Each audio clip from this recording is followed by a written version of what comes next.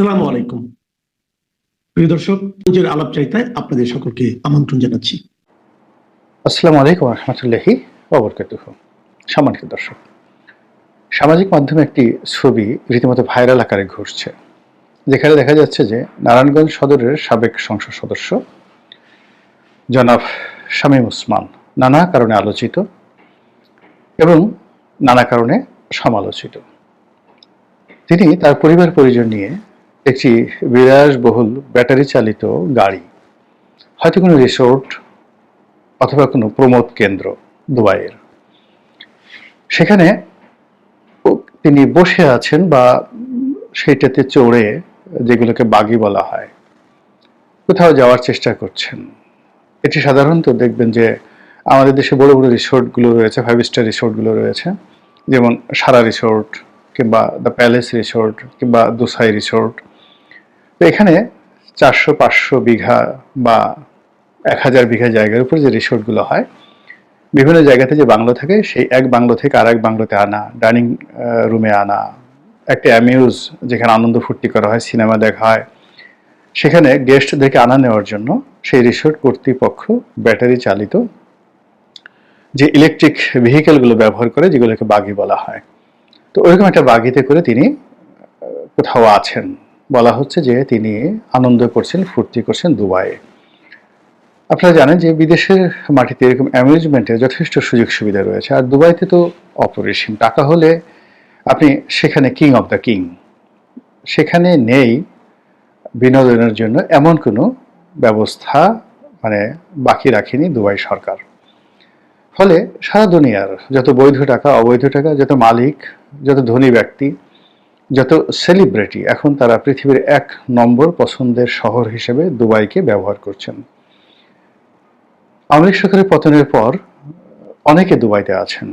সবাই যে আনন্দ ফুর্তি করছেন তা নয়, অনেকের সেখানে গিয়ে ঠিক দুর্দশাটা এমন পর্যায়ে পৌঁছে গেছে যে রীতিমতো বিভিন্ন যে ম্যাচ আছে, শ্রমিকদের ম্যাচ, সেই ম্যাচে অনেক এমপি প্রার্থী বা এমপি, সাবেক এমপি, তারা সেই ম্যাচে তার এলাকার শ্রমিকদের দয়ার টাকায় 3 বেলা খাচ্ছেন। কেন? বাংলাদেশে তাদের ব্যাংক, বিমা অ্যাকাউন্ট সব ফ্রিজ করে রাখা হয়েছে, ব্যবসা বাণিজ্য সবকিছু বন্ধ, এবং এমন দৌড়ের মধ্যে তারা দুবাইতে পৌঁছেছেন যে অনেকে টাকা নিয়ে যেতে পারেননি। আবার যারা আগেই বুঝতে পেরেছিলেন যে এরকম একটা সময় আসতে পারবে বা আসতে পারে, সেক্ষেত্রে হয়তো দেখা গেল দুবাই, সুইজারল্যান্ড, ইংল্যান্ড, বিভিন্ন ব্যাংকে তাদের অবৈধ অর্থ আছে, তারা সেখানে বিনিয়োগ করেছেন, তারপর আরও অনেক কিছু। এরকম আসলে সংখ্যা খুব অল্প। রাজনীতিবিদদের আমি যেটা দেখেছি, আলটিমেটলি তাদের যখন ক্ষমতা চলে যায়, তাদের বিরুদ্ধে অনেক অপপ্রচার হয়। কিন্তু আজ পর্যন্ত গত 30 বছরে বা 40 বছরে, ইভেন 50 বছরে, কোনো একজন রাজনীতিবিদদের বিরুদ্ধে যে অভিযোগ আনা হয় তার ক্ষমতা হারানোর পরে, পরবর্তীতে সেটার একটাও প্রমাণ করা যায়নি। বঙ্গবন্ধু হত্যাকাণ্ডের পর নানা রকম, এই ঘরে সিন্দুকের মধ্যে বস্তা বস্তা টাকা আছে, তারপর সোনার মুকুট আছে, এরকম নানা রকম কথাবার্তা বলা হতো। শুধুমাত্র জিয়াউর রহমান সাহেবের ভাগ্য ভালো, তার মানে মৃত্যুর পরে এই ধরনের বদনাম তার সম্পর্কে বা তার পরিবার সম্পর্কে আসেনি। কিন্তু পরবর্তীতে যারাই ক্ষমতায় ছিলেন, ক্ষমতার কাছাকাছি ছিলেন, তাদের সবার বিরুদ্ধে হাজার হাজার, লক্ষ লক্ষ কোটি টাকার যে দুর্নীতি, এটা রাষ্ট্রীয় প্রতিষ্ঠান, রাজনৈতিক প্রতিষ্ঠান, তারপর যাকে বলা হয় এই পত্রপত্রিকা, এটার একটা সিন্ডিকেট আছে, এটা প্রচার করে তারা এক ধরনের আনন্দ পায়। তো এই কাজটি করে, কিন্তু এতদিন পর্যন্ত আমরা বলতে পারিনি, বোঝাতে পারিনি যে আসলে এরশাদ সাহেবের বা জিএম কাদেরের বা রওশন এরশাদের সত্যিকার অর্থে কত টাকা আছে। অথচ তারা ক্ষমতায় থাকতে বলা হতো এই তারা সোনাচুর কারবারি করছেন, এটা করছেন, ওটা করছেন, হাজার হাজার কোটি টাকা দেশে, দেশের বাইরে, মানে টাকা আর টাকা। কিন্তু এর সাথে টাকা কোথায়? আমি এই জিনিসগুলো দেখতে পাচ্ছি না, রাষ্ট্র প্রমাণ করতে পারেনি। এরপর দেখা গেল যে তারেক রহমান সাহেবকে নিয়ে আওয়ামী লীগ জমানাতে, মানে তারেক রহমান সাহেব, গিয়াসউদ্দিন আল মামুন, মোসাদ্দেক আলী ভালু থেকে শুরু করে বিএনপির শীর্ষ যারা নেতৃবৃন্দ রয়েছেন, সবার জীবনকে তামা তামা করে দেওয়া হয়েছে দুদকের মামলা দিয়ে। কিন্তু এখন আবার সুষমা আসার কারণে পাইকারি হারে সব মামলা প্রত্যাহার হয়ে যাচ্ছে। আওয়ামী লীগেরও একই অবস্থা এখন। মানে বড় বড় অর্থনীতিবিদরা তারা সেই 15 লক্ষ কোটি টাকা, তারপরে কত $200 বিলিয়ন, মানে যে যার মতো করে একটা অঙ্ক বানিয়ে তারা সরকারের কাছে সাবমিট করছে। এখন যারা করছে, আওয়ামী লীগ জমানাতে আবার এরকম একটা গ্রুপ ছিল যারা জামায়াত ইসলামের সম্পর্কে বলতো যে তাদেরকে এরকম 30,000 কোটি টাকার তাদের একটা অর্থনীতি রয়েছে, 40,000 কোটি টাকার তাদের একটা অর্থনীতি রয়েছে। এবং এই কাজ করে আবুল বারাকাত কত যে মানে আওয়ামী লীগের কাছাকাছি চলে এসেছিলেন, এখন তিনি জেলে ঘানি টানতে টানতে বুঝতে পারছেন। আবার এখন আওয়ামী লীগের বিরুদ্ধে এই যে $200 বিলিয়ন পাচার করেছে, সবকিছু করেছে, এইটারও এরকম আবুল বারাকাতের মতো নানা গ্রুপ এই সময়টাতে দাঁড়িয়ে গেছে, যারা এই কাজকর্ম করে মূলত সরকারের কাছ থেকে বিভিন্ন রকম আনুকূল্য পাওয়ার চেষ্টা করেন। কখনো নগদ নারায়ণ, কখনো বাকি নারায়ণ, কখনো প্রভাব, কখনো প্রতিপত্তি, কখনো কন্ট্রাক্ট, কখনো পদ পদবি। এটা আবহমান বাংলায় চলে আসছে এই ধরনের কর্মকাণ্ড, এবং তারই ধারাবাহিকতায় আওয়ামী লীগের সবার বিরুদ্ধে পাইকারিভাবে যে কথাগুলো বলা হচ্ছে, শামীম ওসমানের বিরুদ্ধে এইভাবে বলা হচ্ছে যে ও মাই গড, সে তো অন্য সবার থেকে একটু আলাদা, সে অনেক লম্বা। তো একজন খাটো মানুষ যদি 1000 কোটি টাকা বাংলাদেশ থেকে নিয়ে যেতে পারে, তাহলে এত বড় একজন লম্বা মানুষ, তার ছেলে মেয়ে তারাও বেশ লম্বা, তো তারা তো নিঃসন্দেহে 2-3 হাজার কোটি টাকা নিয়ে গেছে। এই যে একটা অভিযোগ, এবং আমরা এই অভিযোগগুলো করতে ভালোবাসি, শুনতে ভালোবাসি, আর এগুলো নিয়ে আমাদের যে মনের দৈন্যতা আমরা প্রকাশ করতে ভালোবাসি। আমরা জীবনে অনেকে আছে 1 কোটি টাকা একসঙ্গে দেখিনি। মাসে আমাদের অনেকের আয় রোজগার 50,000 টাকাও না, কিন্তু আমরা যখন কাউকে অভিযুক্ত করি তখন বলি যে না, এই 1000 কোটি টাকার নিচে চুরি করেনি। কিন্তু আমরা নিজেরা সারা জীবন চেষ্টা করেও 1 কোটি টাকা গুনতে পারিনি, 10 লাখ টাকা সঞ্চয় করতে পারেনি, মাসে 50,000 টাকা আয় করতে পারেনি। তারাও যে কোনো মানুষের বিরুদ্ধে যখন অভিযোগ দেই, 1000 কোটি টাকার নিচে আমরা অভিযোগ দিইনি। এটি মূলত আমাদের নিজেদের একটা হীনমন্যতা। মানে আমরা যে পারছি না, যে জিনিসটা আমরা পারছি না সেটা অন্যের মাথার উপর চাপিয়ে দিয়ে, অন্যের শরীরে সেটা মাখিয়ে দিয়ে আমাদের এক ধরনের একটা তৃপ্তি আসে। তো সেই দিক থেকে আসলে হাজার হাজার কোটি টাকা শামীম ওসমান নিয়েছেন কি নেননি, অথবা তাকে আমরা সেই অভিযোগ দিয়ে আত্মতৃপ্তি পাচ্ছি কি পাচ্ছি না, এটা সাইকোলজিক্যাল বিষয়, রাষ্ট্রীয় তদন্ত সংস্থার বিষয়। ওই বিষয় নিয়ে আমি আলোচনা করব না। আমি যেটা আলোচনা করতে চাই সেটি হলো শামীম ওসমান আওয়ামী লীগের রাজনীতিতে কতটা গুরুত্বপূর্ণ ছিলেন, এটা আওয়ামী লীগের লোকজন খুব ভালো জানেন। তিনি অসাধারণ বক্তব্য দেন, নারায়ণগঞ্জে তার যথেষ্ট প্রভাব এবং প্রতিপত্তি ছিল এবং এখনো আছে। তারপর রাজনীতিবিদ হিসেবে তার পরিবারের যে 4 জেনারেশন, মানে তার দাদার বাবা, তার দাদা, তারপরে তার বাবা এবং এই প্রজন্মে তারা, এই 4টি জেনারেশন নারায়ণগঞ্জের মাটি এবং মানুষের সঙ্গে মিশে আছে। ভালো বলেন মন্দ বলেন, লক্ষ লক্ষ মানুষ এই ওসমান পরিবারের সাথে জড়িত।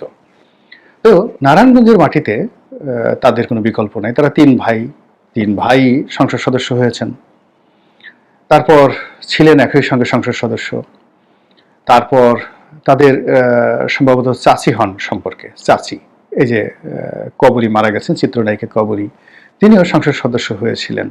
তো এই পরিবারের যদি একটা ঐতিহ্য না থাকে, তাহলে এভাবে আসলে 4টি জেনারেশন ধরে কন্টিনিউয়াসলি একটা এলাকার বা একটা জেলার সম্পূর্ণ রাজনীতি তারা নিয়ন্ত্রণ করতে পারতেন না। কিন্তু আওয়ামী লীগ কেন্দ্রীয়ভাবে তাকে ওইভাবে মূল্যায়ন করেছে বলে আমার কাছে মনে হয়নি। তিনি বারবার বলার চেষ্টা করেছেন যে নেত্রী তাকে বলেছে মন্ত্রী হওয়ার জন্য, তিনি মন্ত্রী হননি। তো এটা বেসিক্যালি নিজেকে সান্ত্বনা দেওয়ার জন্য, কিন্তু আওয়ামী লীগ আসলে তাকে মন্ত্রী বানায়নি। কিংবা তাকে তো অ্যাটলিস্ট যেমন আহমদ হোসেন, BM মোজাম্মেল,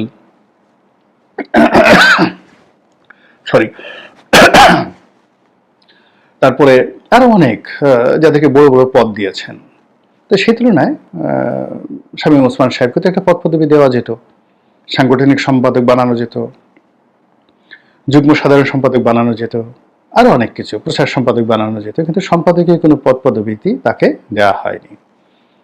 তারপর রাষ্ট্রীয় বিভিন্ন MP হওয়ার পরেও অনেককে অনেক পদবি দিয়ে দল সম্মানিত করে। যেমন ধরুন বাংলাদেশ রেড ক্রস সোসাইটি, সেটার সভাপতি, অলিম্পিক কমিটির সভাপতি, বাংলাদেশ ফুটবল ফেডারেশনের সভাপতি, ধরুন কোনো একটা ব্যাংকের চেয়ারম্যান, এই জিনিসগুলো সংসদ সদস্য হওয়ার পরেও দলের পক্ষ থেকে দিয়ে ওই দলে যে তার গুরুত্ব আছে এটা বোঝানো হয়।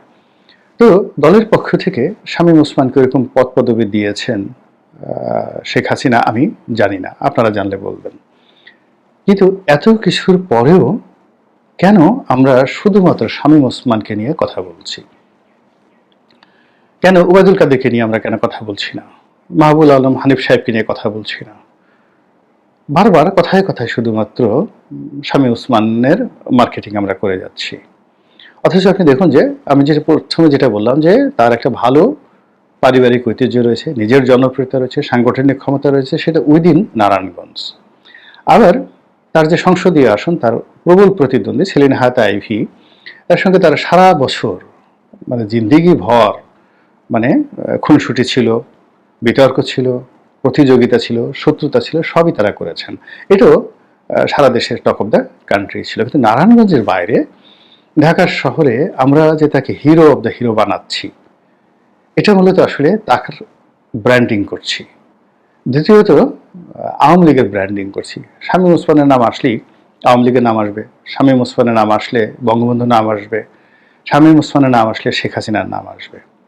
এখন তিনি আনন্দ করেন, ফুর্তি করেন, এবং এই যে আমরা তার বিরুদ্ধে যতই নেগেটিভ কথাবার্তা বলি, আলটিমেটলি দেশবাসী যতবার শামীম ওসমানকে বা আওয়ামী লীগকে, শেখ হাসিনাকে ভুলতে চাচ্ছে, আমরা নিজেরা নিজেদের আতঙ্ক থেকে, নিজেদের ঈর্ষা থেকে বা অন্য যে কোনো কারণে হোক বারে বারে শুধু আওয়ামী লীগকে সামনে নিয়ে আসছি, শেখ হাসিনাকে সামনে নিয়ে আসছি, আর বঙ্গবন্ধুকে সামনে নিয়ে এসেছি। এটা কি প্রযুক্তির কারণে, নিজেদের নির্বুদ্ধিতার কারণে, না ইচ্ছে করি আমরা এই কাজগুলো করছি মূলত আওয়ামী লীগের পক্ষে? এনিওয়ে, আমার কাছে যেটা মনে হচ্ছে যে এই সময়টিতে হঠাৎ করে যেভাবে শামীম ওসমান সামনে চলে আসছেন, হঠাৎ করে আওয়ামী লীগ যেভাবে সামনে চলে আসছে, শেখ হাসিনা যেভাবে সামনে চলে আসছে, একটার পর একটা মিছিল হচ্ছে। ডাকসু নির্বাচনে শামীম ওসমান ওটা বলেছেন, ঢাকার অমুক জায়গাতে শামীম ওসমান মিছিল করেছেন, নারায়ণগঞ্জে মিছিল করেছেন, এই কথাগুলো বলে মূলত আওয়ামী লীগের ব্র্যান্ডিং আমরা করার চেষ্টা করছি, বা আমরা চেষ্টা না করলে এই ব্র্যান্ডিংগুলো হয়ে যাচ্ছে। আর আলটিমেটলি এতে করে বর্তমান যারা ক্ষমতায় রয়েছেন, জামাত, এনসিপি, আগামীতে যারা ক্ষমতায় আসবেন, বিএনপি, তাদের জন্য রাজনীতির মাঠটি ক্রমশ ডিফিকাল্ট হয়ে যাচ্ছে, প্রচণ্ড ডিফিকাল্ট হয়ে যাচ্ছে। এর কারণ হলো আতঙ্ক এমন একটা জিনিস, যে কোনো বিষয় যা আপনি কখনো দেখেননি অথবা এই পৃথিবীতে নেই, এরকম বিষয় আপনার মনে এমন আতঙ্ক তৈরি করবে যে আপনার খাওয়া দাওয়া বন্ধ হয়ে যেতে পারে। কোনো মানুষের মধ্যে এই যে আমরা যে জান্নাতকে ভালোবাসি অথবা জাহান্নামকে ভয় পাই, এটা বিশ্বাস থেকে, কিংবা আমরা মনে করি যে আল্লাহর একটা গজব নাজিল হয়ে যাবে আকাশ থেকে, বা আমরা এই যে ইবলিশ শয়তানের কথা চিন্তা করি, যা কিছু আমরা চিন্তা করি আমাদের মনোমস্তিষ্কে, ওটাই আমাদের শরীরে নানা রকম রসায়ন তৈরি করে, কখনো বিষ তৈরি করে, কখনো বা ভালো কোনো যাকে বলা হয় হার্বাল তৈরি করে ফেলে, টনিক তৈরি করে ফেলে, ওষুধ তৈরি করে ফেলে। তো সেই দিক থেকে আওয়ামী লীগ, শামীম ওসমান, এই নামগুলো বারবার যে আমরা সামনে নিয়ে আসছি, মূলত যাদের নাম আনছি তারাই দিনকে দিন আমাদের সামনে পাহাড়ের চেয়ে বড়, হিমালয়ের চেয়ে বড় অপ্রতিরোধ্য শক্তি হিসাবে তাদেরকে আমরাই প্রতিষ্ঠা করে ফেলছি আমাদের নিজেদের বিরুদ্ধে। মহান আল্লাহ আমাদের সবাইকে হেদায়েত দান করুন এবং হেফাজত